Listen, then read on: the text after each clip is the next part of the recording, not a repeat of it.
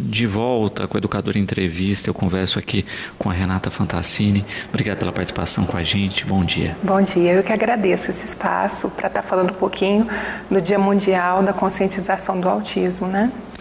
Bom, Renata, você está ligada aí ao curso de Pedagogia do Claretiano, em especial também a pós-graduação em Educação Especial. Isso. Quando a gente fala de autismo, né, nós ainda temos uma desinformação de uma maneira geral, né? Poucas pessoas, as pessoas já ouviram falar, mas poucas entendem de fato o que é o autismo. Isso. Hoje nós sabemos que o autismo é o transtorno global de desenvolvimento, que ele afeta algumas áreas, né, do desenvolvimento da pessoa, como a área da comunicação, a área do comportamento e a área da interação social. Então, as pessoas que têm esses comprometimentos, elas entram dentro do espectro do autismo, né, do transtorno do espectro autista. Perfeito. E aí se falava isso, né, do espectro, e agora se fala transtorno do espectro. Isso. Né, que foi uma mudança recente. Isso. Até então, né, nós tínhamos que existir os transtornos globais do desenvolvimento, né? O que eram esses transtornos? O autismo, a síndrome de Asperger, a síndrome de Rett, as psicoses infantis, né? Transtornos sem outras especificações. Aí a APA, né, a Associação Americana de Psicologia, determinou, né, naquele manual do diagnóstico, né, o DSM-5, né, que saiu em 2014, que seriam todas agrupadas em um único transtorno, o transtorno do espectro autista. Isso até facilitou para a questão de diagnósticos, né? Porque sempre tinha aquelas pequenas minúcias, né, que não deixava fechar um diagnóstico corretamente. Hoje, com essa abrangência, o transtorno do espectro autista, ele acaba englobando todos o autismo, a síndrome de Asperger, né? Então acaba facilitando até mesmo para o diagnóstico e para o tratamento, né? Diferente, por exemplo, de outras questões, vamos pensar na síndrome de Down, né? Isso. Você tem um exame que detecta. Isso. O autismo tem essa dificuldade de fechar também o diagnóstico por isso, né? Ele precisa do contato com a criança por um período para entender esse processo. Isso, exatamente. O transtorno do espectro autista a gente não consegue avaliar num exame clínico, né? Então, vão ser vários encontros, né? No caso, a mãe, quando desconfia que o filho tem o transtorno, deve estar procurando pediatra, o pediatra encaminha para o neuropediatra ou o neuropsiquiatra e esse vai estar fazendo uma avaliação. Só que é importantíssimo o olhar dos professores, o olhar da família para estar, né, contando o histórico dessa criança para estar facilitando o diagnóstico, né? É bem diferente da deficiência intelectual, que a gente consegue diagnosticar num teste de pezinho, por exemplo, né? É bem diferente mesmo. E eu acho que por isso também a gente tem uma dificuldade tão grande histórica aí em lidar com a questão do autismo, né? Isso. Olha, há uns 20, 30 anos atrás, ouvia-se falar assim, em 20 mil crianças nascidas, um caso de autismo. Quando perguntava para algum médico, às vezes tinha médico que nunca viu um autista. Hoje a gente já sabe que isso foi mudando. Há 10 anos atrás, para cada 160 crianças nascidas, nascia uma criança com transtorno de espectro autista. Hoje, para cada 68 crianças que nascem, a gente tem um autista, uma criança com transtorno. E isso, né, é maior do que se nós pegarmos todas as crianças que têm câncer, diabetes e a AIDS, por exemplo. O índice é bem maior, né, a predominância, né, assim, nós temos muito mais casos de autistas. Uma né? a cada 60? 68. No Brasil nós temos, eles falam em 2 milhões de autistas. E no mundo a gente tem cerca de 70 milhões. É muita criança com autismo, né? E não é que o número aumentou, é que a eficiência em diagnosticar que aumentou. Isso. Os diagnósticos, a questão do autismo surgiu pela primeira vez em 1943, né? Que o médico Leo Kanner, né, é um psiquiatra, ele verificou que tinha um grupo de crianças que tinha apresentavam dificuldades nessas 3 áreas, no comportamento, na comunicação e na interação social. E ele começou a observar. Logo em seguida veio o Hans Asperger, né, que foi um outro médico, daí um ano, né, que ele começou a verificar que tinham esses mesmos casos, só que havia muita inteligência nesses casos. Então, foi muito recente, né, e aí o que aconteceu? Esse diagnóstico, ele era muito restrito. Era muito difícil se fechar um diagnóstico. Há alguns anos atrás, quando procurava-se um médico e falava, olha, eu estou suspeitando que meu filho tem autismo, o médico falava assim, olha, volta daqui uns 5 anos para a gente conversar, porque só depois dos 5 anos que a gente vai conseguir fechar. Hoje não, hoje com os avanços que a gente tem aí, até mesmo pela melhor descrição desse quadro do transtorno de espectro autista, nós conseguimos fechar por volta dos 2 anos de idade. Então, hoje, por volta dos 2 anos, a família tendo essa queixa, passando, né, como que é o histórico da criança, do desenvolvimento, já dá para fazer um diagnóstico, né? Essas datas são interessantes, né, Renata, porque ajudam nisso, né, na conscientização como um todo, né? A gente vê a quantidade ainda de problemas que a gente enfrenta pela falta de informação mesmo, né? E no campo da saúde isso não é diferente. Não. Na verdade, essa falta de informação é que gera o preconceito, né? Se as pessoas soubessem mais sobre a questão do transtorno, como que eu posso estar prestando atenção na criança, no desenvolvimento, para poder diagnosticar o mais cedo possível, para poder tratar, né? Lembrando, né, que o autismo não tem cura, né? O transtorno de espectro autista não tem cura. O que tem? Tem tratamento para estar minimizando, né? Então, um dia como hoje, né, que é um dia mundial em que se comemora-se, né, a importância de estar se conscientizando a população sobre o autismo é um dia que vem para mostrar, né? Foi uma grande luta dos pais, dos familiares, das pessoas com autismo, dos profissionais da saúde, da educação, e foi decretado pela ONU esse dia, né? Desde 2007, a partir de 2008 começou a comemorar nessa data, no dia 2 de abril. Perfeito.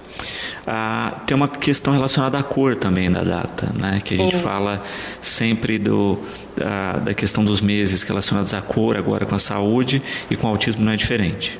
Não, no autismo nós também temos. O que acontece? A cada 5 crianças nascidas com autismo, 4 são do sexo masculino. Então, o azul é pela questão da cor do sexo, né? Simbolizando o sexo masculino. Então, a cada 4 por 1 aí, né? Uma menina e 4 meninos a cada 5 nascidos com autismo. Perfeito. E já sabe-se por que essa questão da predominância no sexo masculino ou não? Não, ainda não. O que nós temos aí são a questão da genética mesmo, que eles têm discutido bastante, né? Ontem mesmo no Fantástico teve uma reportagem falando sobre isso, questões voltadas para a genética, que nós estamos avançando bastante, né? Mas sempre lembrando, né? O autismo ele não tem cura. O que a gente tem até o momento? Tratamento. Tomara que um dia venha a ter a cura, né? Mas no campo educacional nós acreditamos na questão do tratamento mesmo. Perfeito. Nós temos a questão dos tipos, né? Porque quando a gente fala de autismo, é uma questão bem ampla aí, né? Desde de um quadro leve, que as pessoas mal podem identificar, a quadros mais complicados mesmo, com quase nenhuma socialização, enfim. Né? Como é que se define esses tipos? Então, pela APA, né, pela Associação de Psicologia Americana, eles fecharam em transtorno do espectro autista, e aí o que vai acontecer? Esse transtorno vai englobar todos os casos, né? Desde o autista atípico, do autista ecolálico, que é aquele que fala, assim, repete o que a gente fala, o autista de alto funcionamento, a síndrome de Asperger, o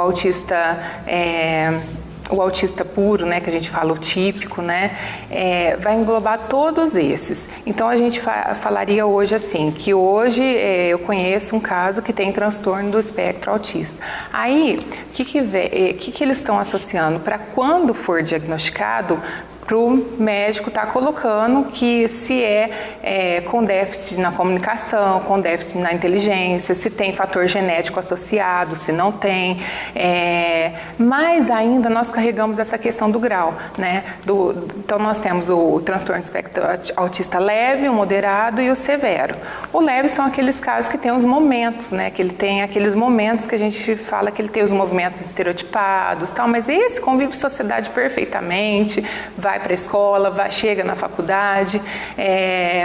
Depois nós temos o moderado, né, que às vezes até o moderador a gente costuma dizer que é muito trabalhada a questão da inclusão no mercado de trabalho, porque eles são ótimos no mercado de trabalho, e os severos, que é aqueles que a gente vê muito pouco, mas que existe, que eu trabalhei durante muitos anos na PAI de Batatais e nós tínhamos, né, esses casos lá na PAI, que são aqueles que se autoagridem, né, que durante a noite fica acordado, troca a noite pelo dia, não se comunica de forma alguma. Então existe sim, a gente pode falar que tem o grau, né, o leve, o moderado e o severo.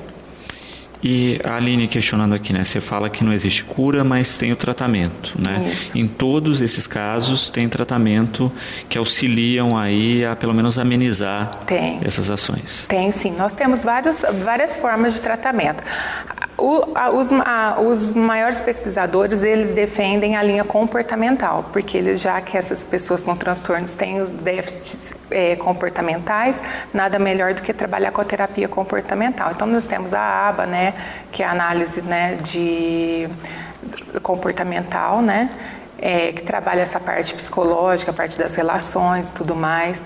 Tem a metodologia TEACH, que é para trabalhar a questão da comunicação. É uma metodologia que é até adotada para centros de autista, que trabalha toda essa parte de comunicação. Quando o autista não fala, é troca de figuras. Quando o autista fala, o que a gente pode fazer para melhorar essa comunicação dele.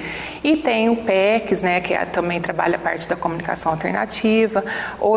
Outras terapias que a gente tem, a ecoterapia é ótima, porque em geral a pessoa com autismo, com qualquer tipo, né, de deficiência que a gente pode vir a falar, gosta muito de animais, do cavalo, o cavalo ajuda demais. Então tem diversas terapias que dá para trabalhar para, pelo menos nos casos mais severos, acalmar, né, que ele consiga se comportar em sociedade, se relacionar, ter uma boa interação, né? Uhum. No passado, né, quando se tinha pouca informação, a gente via também uma questão nesse sentido, né, de ações mais duras das famílias e que de fato não melhoravam esse comportamento, né, às vezes até pioravam a situação. Isso. Nós vivemos, né, nós passamos durante muitos anos pelo cenário de exclusão, de negligência, de manter essas crianças em casa, amarradas, né, Hoje não, hoje já tem uma visão mais ampla, uma visão de que quando eu detecto que eu tenho uma criança com autismo, eu já tenho que buscar ajuda, eu tenho que buscar alguma instituição que é especializada na área, que vai estar fazendo os encaminhamentos, que vai estar fazendo as orientações. Nesse momento não é só a criança com transtorno que precisa de ajuda, toda a família precisa, né? A família precisa de orientação, de como agir, a questão de limites, a questão de como tratar essa pessoa com transtorno, né? Isso é muito importante. Hoje a gente tem muito mais informação, né? Uhum. E de fato, né, a gente acaba vendo uma questão que corre em paralelo, né? Primeiro, o que a gente falava no bloco anterior, que é diagnosticar precocemente, né? Já para se instaurar aí essas ações iniciais. Depois, dentro desse diagnóstico, ver quais são as ações a serem desenvolvidas, né? Porque, como a gente falava, cada caso é um caso. Isso.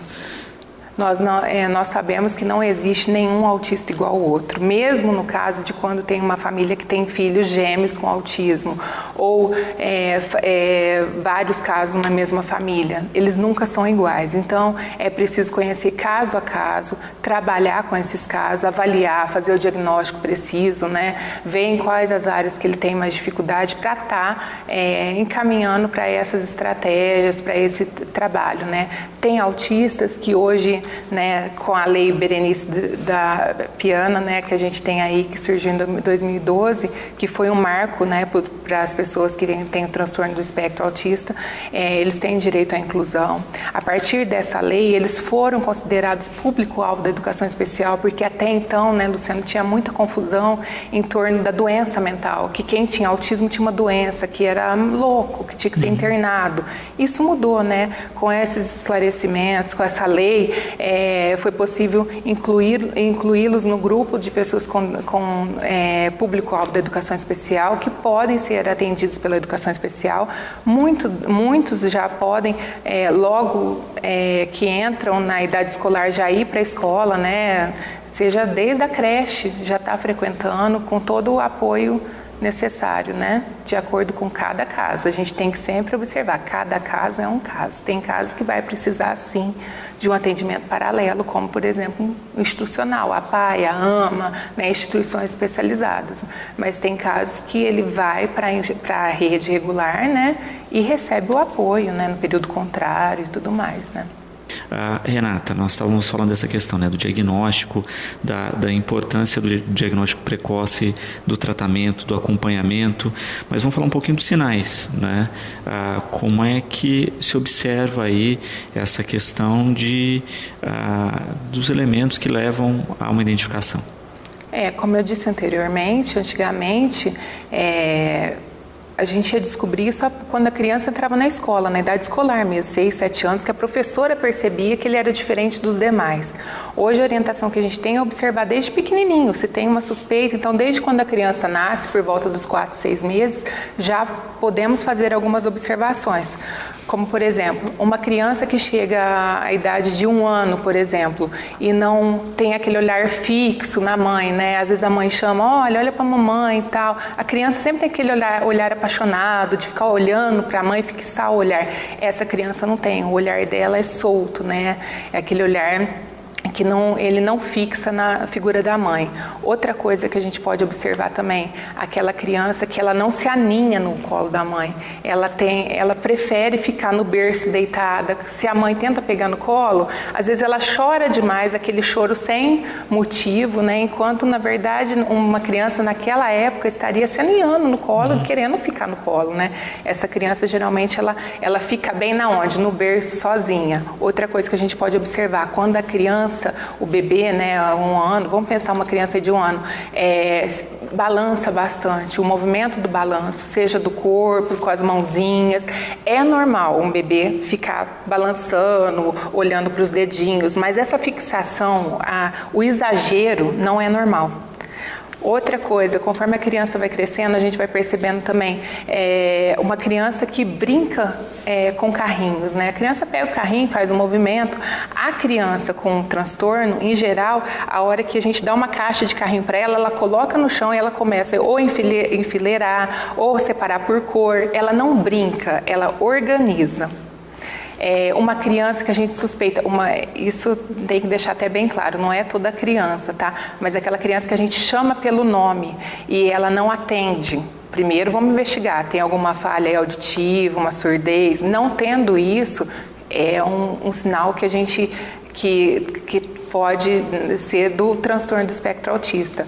Aquela criança que dá atenção compartilhada, né? Quando a gente fala assim, olha ali o passarinho, a criança que não tem o transtorno, ela vai olhar na hora e buscar esse passarinho, ou ela mesma vai mostrar, mãe, olha ali o passarinho, olha a minha boneca. Essa criança não. Outra coisa também, na questão da alimentação, tem sido muito falada a questão da alimentação, que é quando a criança tem a fixação por alguns alimentos. A fixação, por exemplo, todas as crianças naquela idade já estão no alimento sólido, ela ainda está no pastoso e ela não consegue ir para o sólido, e quando ela vai para o sólido ela tem as preferências, mas só daqueles alimentos. Então essas fixações, né, o comportamento estereotipado, esses movimentos de mão, de balançar o corpo, de balançar a cabeça, tudo isso a gente tem que prestar bastante atenção. E o não olhar nos olhos, né? Hoje até tem algumas pessoas que questionam, porque porque antigamente, né, a pessoa com síndrome de Asperger, né, ela olha no olho, ela conversa, ela tem interação, muitas vezes ela vai para a faculdade, vai para a escola, para a faculdade, mas em geral eles não aceitam o contato, né, eles não aceitam, colocou a mão, ele já, né, se afasta. Então, tudo isso são sinais que a gente tem que observar. E, assim, eu acho que a mãe, né, a mãe é essencial, porque o contato com a mãe, ele é primordial. E a criança, quando ela não estabelece esse contato com a mãe, a gente tem que estar observando, tem que estar começando a suspeitar. Não que tenha, tá, gente? Mas que é uma suspeita. Uhum. E isso, né, desde bebê. Desde bebê. Como você coloca, né? Não quer ficar ninhado, quer ficar sozinho no berço. Isso, né? Desde bebê. Hoje, até então fechava-se o diagnóstico depois de 5 anos. Hoje, com 2 aninhos, já dá para fechar o diagnóstico do transtorno de espectro autista. Os médicos têm falado bastante, e esse olhar também das professoras na escola, né? Seja na creche, no maternal, na pré-escola, nos anos iniciais. Outra característica também é o atraso na linguagem, né? A gente tem aí relatos, né, que 30% das crianças com transtorno, né, ou não falam ou não manifestam vontade de falar, né? Então são crianças que também não aceitam meios alternativos de comunicação, elas não se comunicam mesmo. E isso, a comunicação é o nosso principal meio de interação social. Quem não se comunica não interage, né? Então, bem... E aí a gente coloca isso, né? Cada questão de análise do quadro específico é muito importante até para saber não só caminhos de tratamento, mas até onde essa criança vai, né? No sentido, a gente falava de Asperger, né? A gente tem Asperger extremamente inteligentes, né? Que fazem cursos, se tornam profissionais extremamente bem-sucedidos, em especial na questão da lógica, né? Isso. São muito bons nesse sentido, mas também não são todos, né? Então também tem uma questão de acompanhamento o tempo inteiro, até na independência dessas pessoas, né? Isso. Aí entra a questão dos tipos de apoio, né? Os tipos de apoio, isso é verificado no diagnóstico. Quem faz o diagnóstico, né, seja o médico, o neuropediatra, o neuropsiquiatra, quem fecha esse diagnóstico, com certeza vai estar falando se ele tem alguma... quais os tipos de apoio que ele vai precisar. A criança com transtorno, em geral, ela não tem noção do perigo, né? Se ela vê uma garrafa de álcool, ela toma. Se ela não tem essa noção do atravessar a rua, que tem que olhar para um lado e para o outro, né?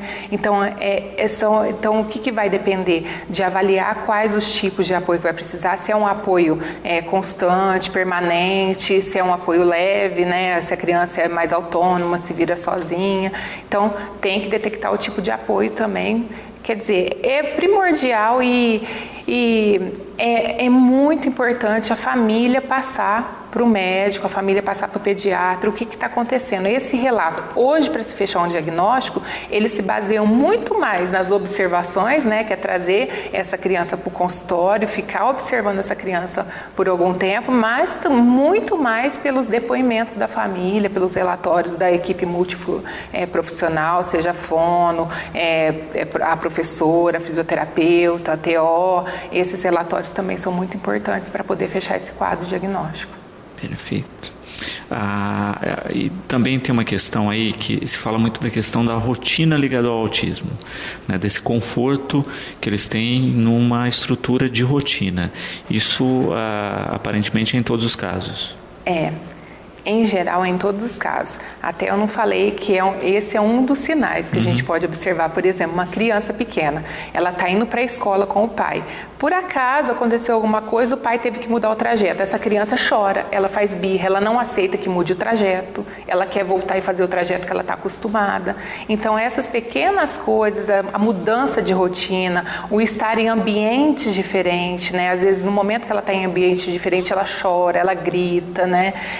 Tem um vídeo que mostra bem isso. É uma criança entrando no shopping. A hora que ela entra no shopping, imagina o tanto de sinais que a gente recebe, a variedade de canais de comunicação que tem no shopping, né?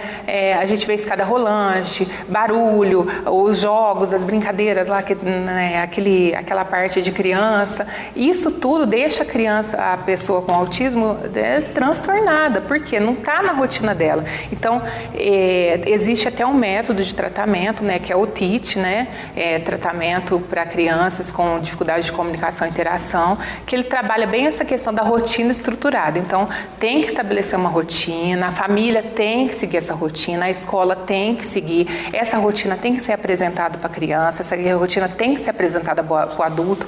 Qualquer coisa que saia fora daquela rotina, com certeza eles vão sentir. Então, eles precisam demais dessa estruturação dessa rotina. E essa metodologia, ela trabalha exatamente isso, com essa estruturação. O que vai ser feito antes? Por exemplo, até as professoras de uma sala de educação infantil ou de um primeiro ano, colocar na lousa, olha, primeiro é aula de língua portuguesa, depois é aula de educação física, porque a criança, ela fica naquela expectativa, né? Então, essa rotina, ela tem que ser compartilhada, principalmente com os casos do transtorno, que ele precisa saber o que vem antes, o que vem depois, que hora que termina, né? Para ele não entrar no momento que ele tem os movimentos, né? Que isso que às vezes até acelera e aumenta a questão dos movimentos estereotipados, né? Até para se preparar para essas ações. Próxima etapa, né? E a gente percebe também uma questão de muitos pais que falam isso, né? Que às vezes o final de semana é um transtorno, né? Porque a criança está com a rotina de aula de segunda a sexta, o sábado e o domingo que não tem escola, que quebra a rotina, também é uma dificuldade. É uma dificuldade. E assim, eu trabalhei muitos anos na APAE, né? E eu posso falar com propriedade isso. Às vezes, tudo que a gente consegue a semana inteira, todos os avanços que a gente consegue com a criança a semana inteira, chega no final de semana a criança perde, exatamente por essa falta da rotina.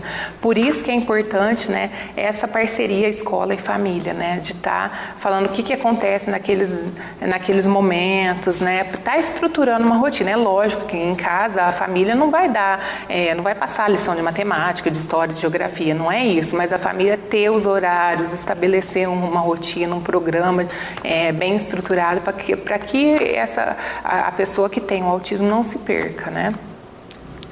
Rogério, né, a gente falava aqui a respeito da questão do diagnóstico e ele comenta algo que a gente falava aqui no intervalo, né? Como encaminhar depois desse diagnóstico, né? Como é que é esse passo a passo aí? Isso. Falando assim, em batatais. Hoje nós temos o CER, né, que funciona ali na APAE, né, o Centro Especializado em Reabilitação. Então, qual é o caminho? Primeira coisa, tem que passar pelo pediatra da rede. Passando pelo pediatra da rede, a pediatra vai fazer esse encaminhamento para o CER e o CER tem uma equipe multidisciplinar com os profissionais necessários para estar avaliando e fechando esse diagnóstico o mais rápido possível. Então, assim, desconfiou, não custa, né?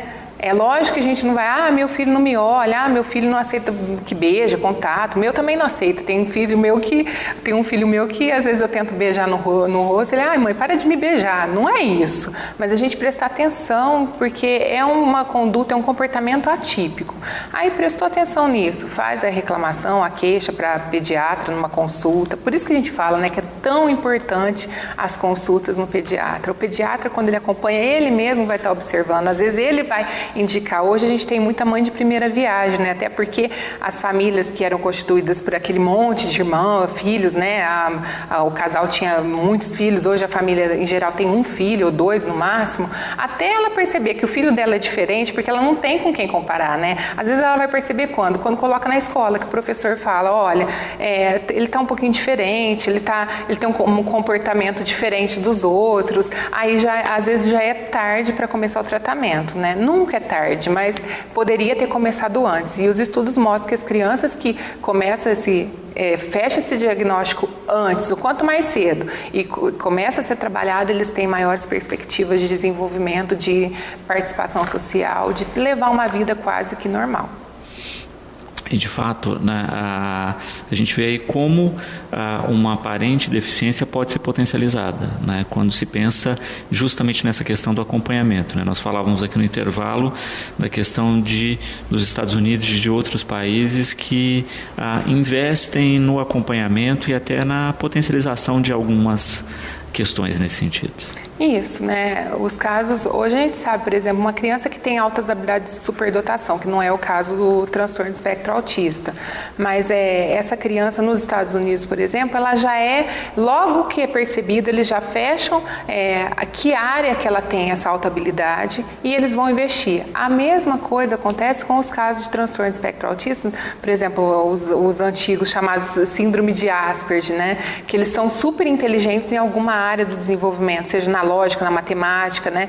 E aí nos Estados Unidos e em outros países mais evoluídos, o que eles fazem? Eles já pegam aquela criança, ela vai para a rede regular, ela recebe toda a escolarização normalmente e no outro período de escola, ela está em algum centro para trabalhar de fato aquela área de desenvolvimento que ela vai super bem. E aí a gente tem nos Estados Unidos mesmo várias pessoas que são reconhecidas, né? Nomes super reconhecidos que têm o transtorno, mas são altamente conhecidos. Aquele caso do menino que com 12 anos já estava fazendo direito, aquele caso dos irmãos que trabalham na NASA, né? Então tem vários casos de muito sucesso, mas por quê? Porque eles são pegos, né? São preparados, são estimulados para isso, para não perder isso, né? Uhum. Quando a gente falava da questão das dificuldades, né, uma delas é essa dificuldade de inclusão nos grupos.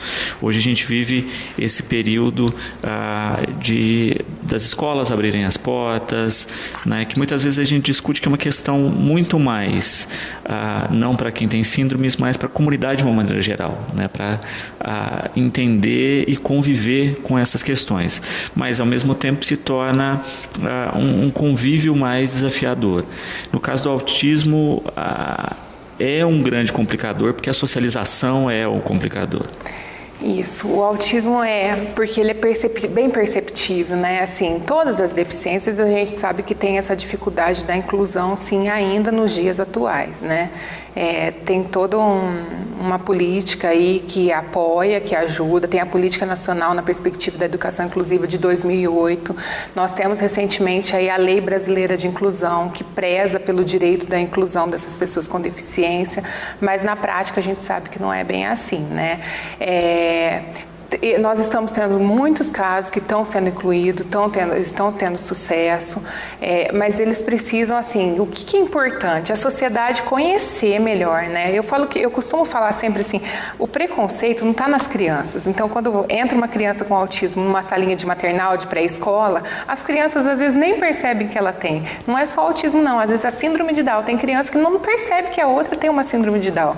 Por quê? Porque é uma inocência, a gente está convivendo com crianças que estão aprendendo, elas estão sendo mais trabalhadas para viver no mundo da diversidade. E o problema maior às vezes está nos adultos, né? O preconceito, né? A não aceitação, né? Algumas instituições, né? Que acabam não aceitando. Mas nós temos aí uma forte legislação, né? Essa Lei Berenice Piano, né? De 2012, né? A Lei número 12.764, né? Nós temos o Estatuto da Pessoa com Deficiência, a LBI, que vem para falar que eles têm o direito de frequentar a escola regular.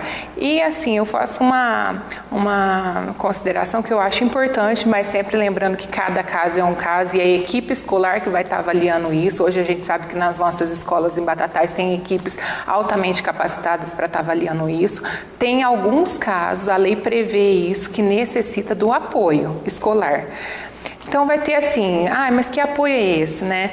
Tem as crianças que vão precisar de apoio para ir no banheiro, aí vão pensar um cuidador para se alimentar, para ir no banheiro, aí é um cuidador que ela precisa. Mas tem casos que a criança, ela é inteligente, ela tem condições de se desenvolver, ela tem condições, no caso do transtorno de espectro autista mesmo, ele tem condições de acompanhar o ritmo da sala de aula, só que ele precisa do acompanhante escolar. E isso está previsto tanto nessa lei Berenice Piano, como na lei brasileira de inclusão, que detectado a necessidade pela equipe escolar, a família faz o pedido, a equipe escolar avalia, eles têm que providenciar alguém para acompanhar essa criança na sala de aula, porque realmente é uma criança que vai precisar de uma atenção individualizada. Para tirar essa criança da sala e trabalhar com ela no parquinho, ou trabalhar com ela em outra sala? Não, é para trabalhar dentro da sala com essa criança, junto com o professor. Uhum. Bom, vale destacar também que existe a cartilha, né, dos direitos da pessoa com autismo, né? Essa cartilha fala um pouquinho desses direitos e eu acho que é fundamental quando a gente pensa também na questão da inclusão, da educação, falar que existem esses direitos e mais do que falar, pôr em prática. Né? O interessante dessa cartilha é que ela foi lançada logo após a Lei Brasileira de Inclusão. Essa cartilha é do Distrito Federal, é a organização da OAB, né, a Ordem dos Advogados, né, os direitos humanos e tudo mais está envolvido na organização dessa cartilha. E essa cartilha, na verdade, ela é totalmente amparada na Lei Brasileira de Inclusão. Então, eu acho assim que toda família deve ser orientada a ler, a conhecer. Os profissionais que trabalham com essas crianças também precisam ler, conhecer e tentar colocar em prática, porque a gente sempre discute isso até mesmo lá no curso de pedagogia, nos cursos de pós-graduação. Legislação, o Brasil tem bastante, nós temos muito, nós estamos muito bem amparados legalmente, só que precisa começar a colocar em prática. E quando que se coloca em prática? Em momentos como esse, né, que a gente está tendo a oportunidade de conscientizar a população de Batatais do que é o transtorno de espectro autista, que não é uma doença, que é um transtorno que tem tratamento. A gente sabe que até o momento não existe cura, mas quem sabe vai ter. Mas a gente precisa divulgar essas leis, divulgar, os pais lerem, os profissionais lerem, para poder estar lutando pelos direitos das pessoas com autismo. Perfeito. Bom, Renata, você vai apresentar uma palestra a respeito do tema. Isso. Amanhã eu fui convidada, né, pelo pessoal da APAI de São Joaquim da Barra, né? Eu vou estar lá no Teatro Arthur. Vamos. Auditório Arthur Parata. Isso, é um auditório lá da cidade e essa palestra vai ser para os professores da APAI de São Joaquim, para os professores de toda a rede municipal de São Joaquim e das cidades vizinhas. As meninas entraram em contato comigo e elas comentaram que elas fizeram o convite para toda a região e tem região que tem cidades ali em torno que já está trocando o horário de HTPC por essa palestra. Vai ser um momento que a gente vai discutir, que eu vou levar vídeos, que a gente vai mostrar os conhecimentos básicos para poder identificar a criança com transtorno. Então, eu acho que é um convite que se estende até Batatais também, com certeza. Perfeito. A Célia, Carla, a Karina estão parabenizando pela entrevista e também pela clareza com que você expõe o tema. Muito obrigada, eu que agradeço. E assim, eu estou sempre à disposição. Eu trabalho lá no Claretiano. Nós temos um grupo de pesquisa em educação especial e inclusão, que trabalha com essas temáticas, né? Que a gente tem reuniões, né, a cada 2 meses, reuniões presenciais.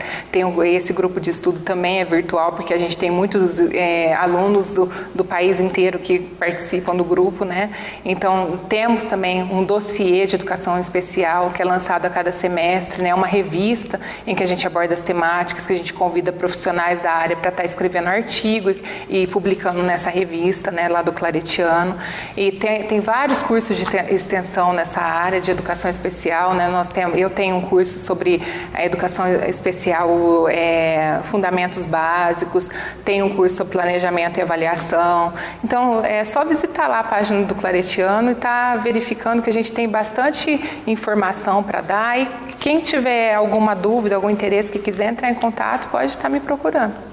Perfeito. Eu agradeço a presença, as informações e a troca aqui com a gente e esperamos que cada vez mais, né, a gente tenha essa rotina de se informar a respeito do autismo, que a data sirva de fato para isso e que a gente de fato aprenda a lidar com uma questão que é mais da nossa rotina do que a gente pode imaginar. Obrigado pela participação. Eu que agradeço e sempre lembrando, hoje é o Dia Mundial da Conscientização do Autismo, mas nós temos mais 364 dias que a gente tem que ser consciente nas nossas atitudes diferentes, a pessoa com autismo e a pessoa com qualquer tipo de deficiência, tá? Agradeço a oportunidade. Muito obrigada. Bom, nós vamos a um rápido intervalo. Na sequência eu converso com a Betinha, que nós vamos falar um pouquinho a respeito sobre Eurípides Barçanufo. Voltamos já.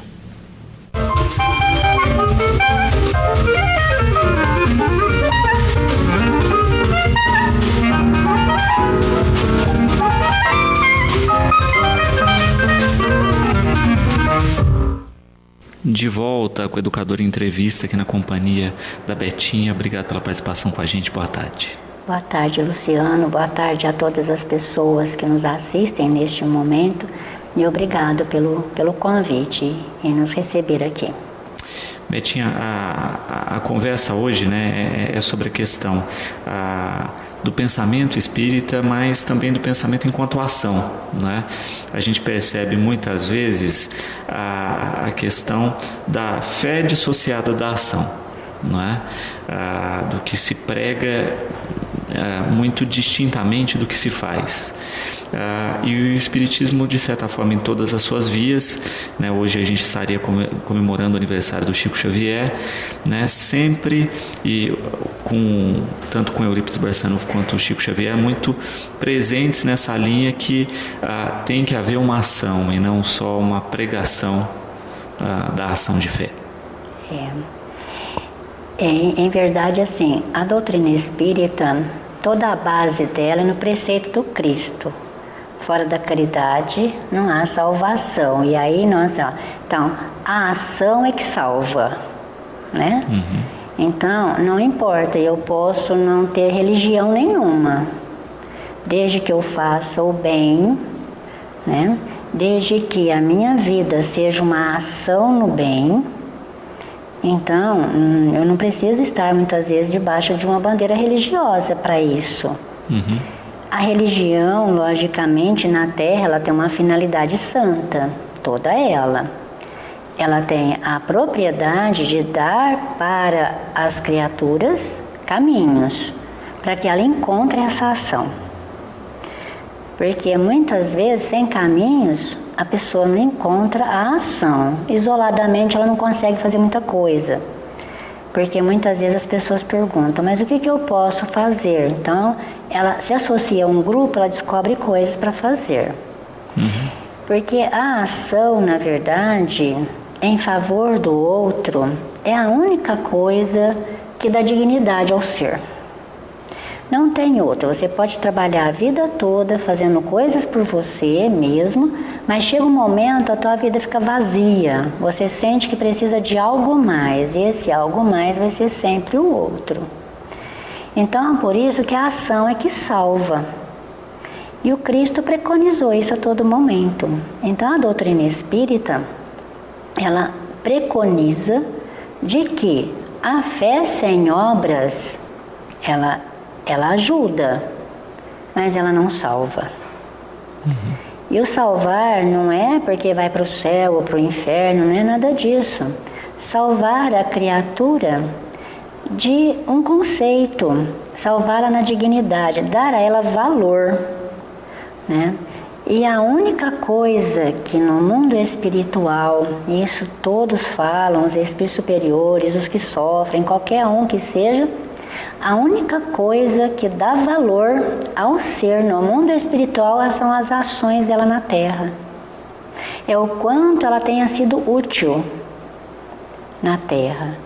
Então, às vezes as pessoas assim, mas às vezes eu não sou útil diretamente para as pessoas. Eu não, por exemplo, eu não participo de uma ação comunitária, mas ela participa de uma pesquisa que gera um benefício para a sua comunidade. Então, desde que ela seja útil para onde ela vive, para o mundo que ela vive, a sociedade que ela vive, é isso que dá a ela, no mundo espiritual, valor. É a única coisa que ela vai levar. Por isso que diz assim, a ação salva, porque adentrando no mundo espiritual, ela tem a consciência. E a consciência dilatada daquilo que ela conseguiu ser útil ou não. A que ela serviu, para que ela serviu. E aí a gente separa de fato o conceito da questão de fé e religião, né? Porque muitas vezes a pessoa busca religião, mas não tem fé, né? E às vezes não tem propriamente uma religião, mas tem fé porque está fazendo, está praticando bem ao próximo. Sim, às vezes tem pessoas lá que conversam comigo e falam, eu não tenho fé. Eu falo assim, mas não tem fé por quê? É porque eu não consigo seguir nada direto, etc e tal. Mas você cuida da sua casa? Cuida. Você trabalha com isso assim? Você luta pelo dia de amanhã? Sim, então você tem fé, né? Você tem fé. Porque a questão de fé não é um ato de crer, é um ato de lutar por ser melhor. Isso é a fé. Né? Aquela questão do Cristo falar assim, a tua fé te curou, a tua fé. Eurípides Barçanufo, para definir essa questão de fé numa obra dele, ele define assim, o progresso na horizontal e o progresso na vertical. O progresso na horizontal, você vai reencarnar, acredite isso ou não, você vai reencarnar quantas vezes for necessário. Uma hora você vai nascer homem, outra hora você vai nascer mulher, uma hora rico, outra hora pobre, outra hora negro, outra hora branco, uma hora na cultura europeia, na outra na brasileira, e cada hora você vai estar de um momento conforme a tua necessidade e aprimoramento. Uma hora você vai estar fazendo uma faculdade tal, outra hora outro aprendizado, esse é o progresso na horizontal. O progresso é a fatalidade da lei divina. Então você vai progredir de qualquer jeito. O progresso na vertical é o teu esforço, é aquele a mais que você coloca todos os dias para que você seja um pouco melhor do que você já é. A isso Jesus chamou de fé. A tua fé, o teu esforço te curou. Então nós entendemos fé só em fé religiosa e na verdade a fé é aquele esforço que você faz, um pouquinho a mais seu do dia a dia, que te torna melhor para você mesmo e para o próximo, quem tiver ao seu redor.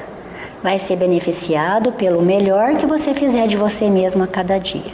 Betinha, Isabel que pergunta, né? Existe diferença entre benzição e passe? E o que seria a diferença? Existe uma diferença, Isabel, é assim. O passe, ele é sempre chamado misto. O passe não existe sem a atuação dos espíritos. Por quê? Porque o passe, o médium, ele associa o magnetismo dele, que é aproveitado pelos espíritos, por isso o passe sempre é misto, uma união do lado espiritual com o lado físico e atende as pessoas, ou seja, faz uma transfusão ali de energias mistas para a pessoa que está sendo atendida. A benzição é o magnetismo do próprio médium, ele puramente. Então, quando a pessoa, o benzedor, ora, ele expele a energia, o magnetismo dele próprio. Na Europa, isso é chamado de magnetizadores. E aqui a gente chama popularmente de benzedores. Mas o processo do magnetismo é o mesmo. Então, quando a pessoa que é o benzedor ou magnetizador, ele impõe as mãos e aciona a vontade dele, ele atua com o magnetismo dele sobre o outro, fazendo com que aquele magnetismo que é material da própria pessoa, que atue no organismo do outro. Por isso que dores somem, né? Então a criança, né, tem aquela questão da criança com que pronto melhora. Por quê? Porque é uma substituição mesmo desse material orgânico, mas aí é só do médium, é da pessoa só. Tem também a questão muitas vezes que a gente vê até da procura, né? E que virou também uma questão do hábito, né? De no passado as pessoas procuravam se benzer pontualmente por alguns problemas, né? E do passe muitas vezes ser mais um preventivo do que uma procura de cura. Em verdade, né, se você tem toda a razão, porque o passe não é uma pílula que você precisa tomar todos os dias para se prevenir, para ficar bem. O passe, ele é um recurso para a hora que eu não estou bem. Por quê? Porque dentro do nosso dia a dia, das preocupações do mundo, nós nos desorganizamos. Então, naquele momento, se eu não conseguir na oração ficar bem, porque a oração é o poderoso recurso que nos faz nos organizar de novo, e nós utilizamos muito pouco a oração como um processo de autocura, porque a oração nos liga ao poder superior, e o poder superior, ele nos reorganiza de novo, né? Ligar-nos à nossa fonte, aonde nós promanamos. Mas nós não temos confiança nisso. Então, muitas vezes nós vamos ao recurso do passe para que o outro possa nos ajudar a fazer aquilo que nós não estamos conseguindo sozinhos fazer. Mas o ideal é que isso não seja um hábito diário. Eu vou lá porque se eu não for eu não fico bem. O ideal é que eu faça isso quando eu não estou bem, estou precisando realmente daquele recurso, né? E não a todo momento fazer disso uma rotina. Eu passo lá porque é uma rotina fazer isso, que não teria necessidade nenhuma mesmo, né? Porque o ideal de cada um de nós é que a gente faça mudanças, a gente aprenda a fazer mudanças na nossa estrutura espiritual. E você falava antes, né, da ação do bem. A ação do bem é um dos mais poderosos recursos que nos fazem fazer isso, né? Reorganizar a nós mesmos. E essa questão dessa reorganização, né, da própria energia, muitas vezes, né, Betinha? Porque às vezes está tudo correndo na prática bem, né, mas a pessoa não se sente como se tivesse. Nós não conseguimos ainda compreender, Luciano, que nós somos seres atômicos, né? Eu, espírito, sou um ser atômico. Eu sou composta daquilo que está no universo. E o princípio do universo é atômico, são os processos de energias e muitos que a gente não conhece ainda, mas nós vamos chamar isso de energia atômica, que é o que o homem conhece hoje na Terra. O corpo que eu habito é também formado dessa mesma origem atômica, e de uma forma diferenciada, aglutinada de forma diferente. O corpo espiritual que me liga a esse corpo físico para que eu me movimente nele é também da mesma origem de forma diferenciada, uma matéria transformada diferente. Então, eu realmente sou pura energia, se nós formos pensar dessa forma. Então, você imagina que tudo que eu movimento com o pensamento, eu movimento esse ser, todo esse componente atômico. Quando eu desorganizo esse componente, naturalmente eu não vou me sentir bem.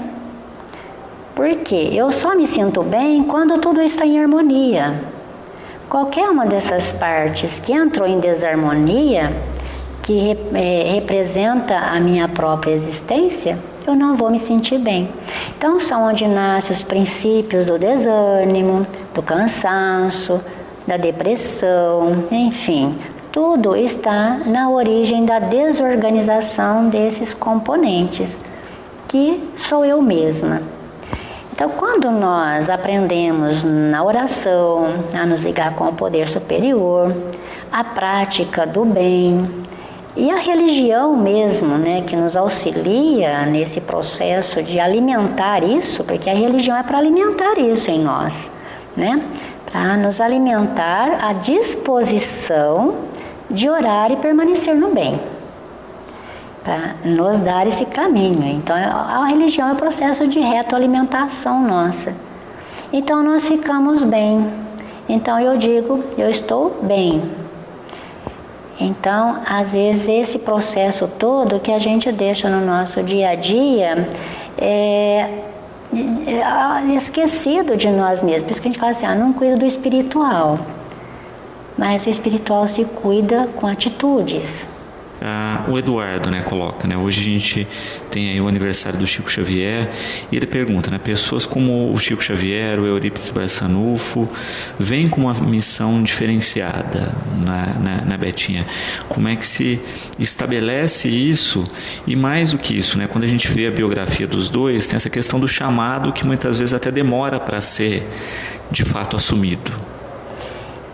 Eurípides Barçanufo, Chico, Dr. Bezerra de Menezes, Caibar Schutel, Anália Franco, que tem outros, são anônimos para nós também, né? Mas que são baluartes do trabalho, são todos eles missionários na Terra, né? E como isso se dá? Na verdade, se dá no mundo espiritual. Por quê? São justamente essas pessoas que fizeram o esforço a mais. Eles fazem um esforço a mais porque eles acreditam na causa do Cristo.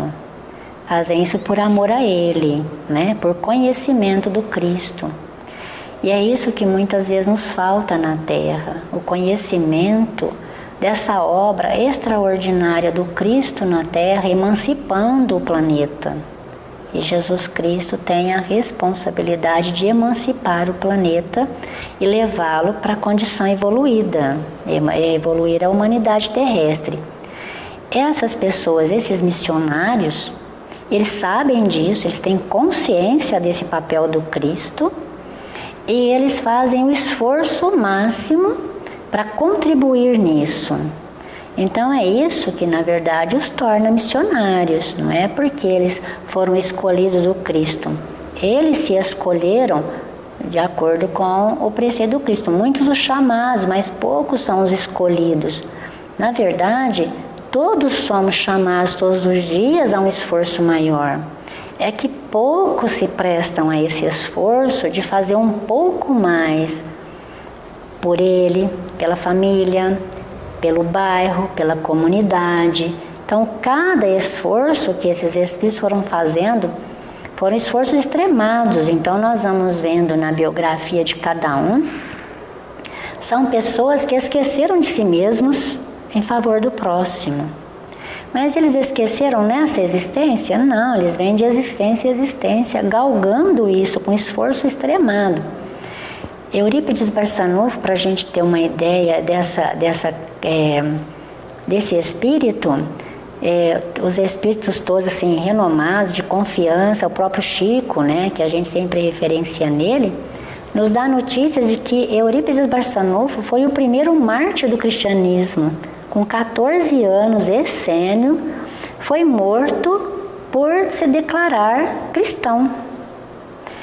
Com 14 anos, quem teria coragem de se permitir ser morto por dizer assim, eu acredito naquele homem, o que ele ensina. Então, essas pessoas, ao longo de suas existências, por acreditar no Cristo, na sua obra, se entregaram a essa obra em benefício dos outros, seja num âmbito menor ou num âmbito maior.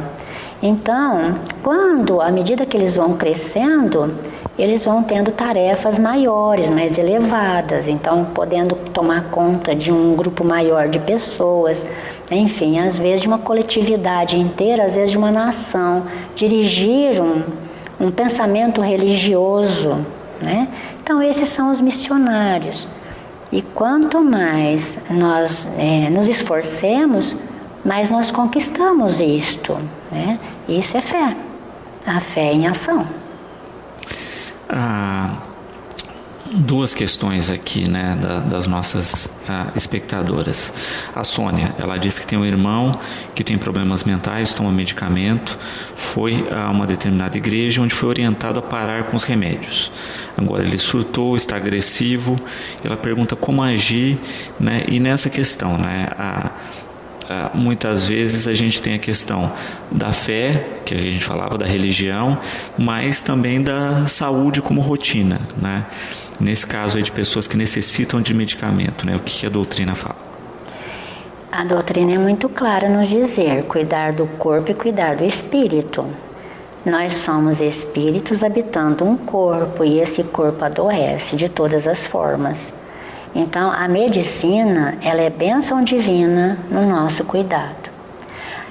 Nós somos espíritos livres, mas muitas vezes ao habitar um corpo físico, por necessidades reencarnatórias, às vezes nós trazemos inibições mentais.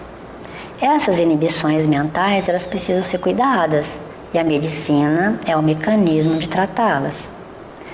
O que, na verdade, o Espiritismo faz é aliar o apoio espiritual, o recurso espiritual ao físico, possibilitando um equilíbrio maior.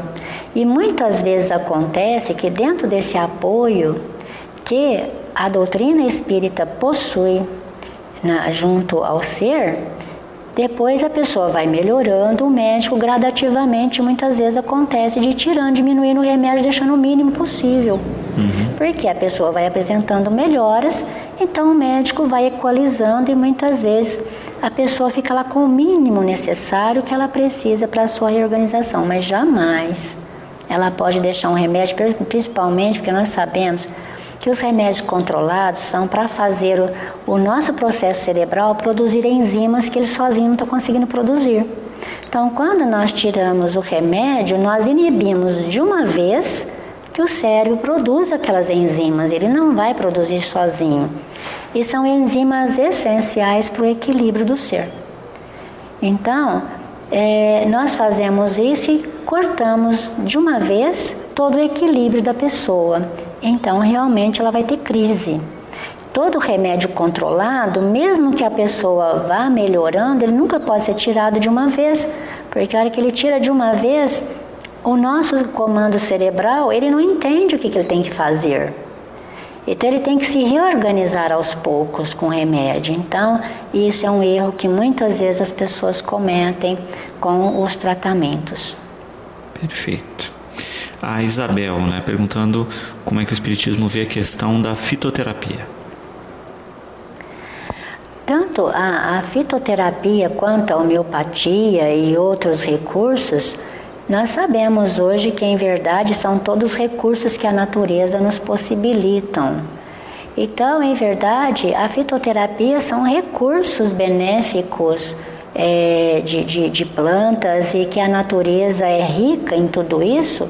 Então, ela é perfeitamente aí associada, inclusive, a muitos tratamentos espirituais, Tanto a homeopatia quanto a fitoterapia. São menos agressivos ao corpo físico, pela forma de se fazer. Então, em muitos tratamentos, em verdade, no Espiritismo se adotam esses medicamentos. Perfeito. E aí, de novo, aquela questão que você coloca, A gente tem que separar o físico do espiritual, E em todos os casos, esquecer a questão da pílula mágica, Tanto no físico, você tem que seguir um tratamento regrado, com pessoas que entendam do procedimento, sem exageros, e da mesma forma no espiritual. Em tudo. Mesmo porque assim, o espírito influencia no corpo e o corpo influencia no espírito. Às vezes eu posso estar muito bem espiritualmente, mas meu corpo não está bem. Então, realmente, eu vou me sentir abatida e eu tenho que obedecer àquele corpo, eu tenho que cuidar dele. E o cuidado com o corpo, muitas vezes, é esse mesmo, é o recurso da medicina. Logicamente que o inverso também, o espírito não estando bem, ele abate o corpo pode estar ótimo, mas o espírito não está bem. Se eu não estou bem, logicamente eu vou gerar um desconforto no meu físico. Porque se eu ficar levantando de manhã e pensar, hoje eu não estou bem, o dia está péssimo, eu estou magoada, eu estou aborrecida, eu estou nervosa. Então eu vou começando, na verdade, a desorganizar o corpo que me serve, porque eu estou ligada a ele para me movimentar. Então eu preciso buscar o meu equilíbrio, eu espírito, para que eu ajude o meu corpo a funcionar melhor. Porque eu buscando isso, até o remédio que eu tomo funciona melhor. Agora, eu posso às vezes tomar uma caixa de remédio, mas, no entanto, eu alimento mágoa, tristeza, desânimo, nervosismo, raiva. O remédio que eu tomo, para mim, vira água, ele não faz efeito nenhum, porque eu estou envenenando o corpo que eu habito. Por isso, tem pessoas que trata e nunca tem resultado. Remédio nenhum faz efeito nesse aspecto, porque ela continua alimentando o seu corpo com seus detritos. Então, um precisa do outro, para viver na Terra e para evoluir. Então, tem que cuidar dos dois, não tem jeito. Betinha, eu quero agradecer a presença aqui, a atenção sempre com a gente, esperar que cada vez mais a gente procure informação em todos os aspectos e que a gente tenha mais essa perspectiva que, de certa forma, o Espiritismo nos traz, que é de informar, de estudar e de se aprofundar nos conhecimentos. Então a gente sempre agradece essa partilha aqui com a gente. Eu agradeço imensamente também, Luciano. Eu falo assim para as pessoas sempre, que conhecimento sempre é bênção. Você tem tal religião, porque eu estudo a doutrina e estudo outras religiões também. Porque eu também preciso saber das coisas, Então, estudar, conhecer, não pode ser para nós um tabu. eu não aceito aquele modo de ser, de modo de crer, então eu me fecho. E conhecimento, tudo é bênção, e eu preciso conhecer mais. Então eu digo para as pessoas, estudem as coisas espirituais mesmo, para estudar sobre si mesmo, para poder se entender melhor. Então, a doutrina espírita é essa proposta, ela é religiosa, porque nos ensina a moral do Cristo, né? E tudo que ensina a moral do Cristo nós vamos falar que é o lado religioso das questões. Mas ela nos ensina isso, nós somos seres imortais em trânsito na Terra. Nós não somos daqui, nós estamos aqui e vamos voltar. Então nós não viemos para cá, nós não voltamos para cá, nós voltamos para lá, nós viemos para cá. Então isso é uma fatalidade. E o que eu vou fazer da minha vida? Como que eu vou viver melhor aqui? O que eu posso fazer de melhor com aquilo que eu tenho na minha mão nesse momento? É esse o caminho que a doutrina espírita nos conduz aí com segurança. Perfeito. Bom, o programa de hoje vai ficando por aqui. Lembramos que às 18h30 temos Cidade na TV. Nós ficamos agora na companhia da TV Brasil e voltamos amanhã, como sempre, logo após o Fique Sabendo, com mais um Educador em Entrevista.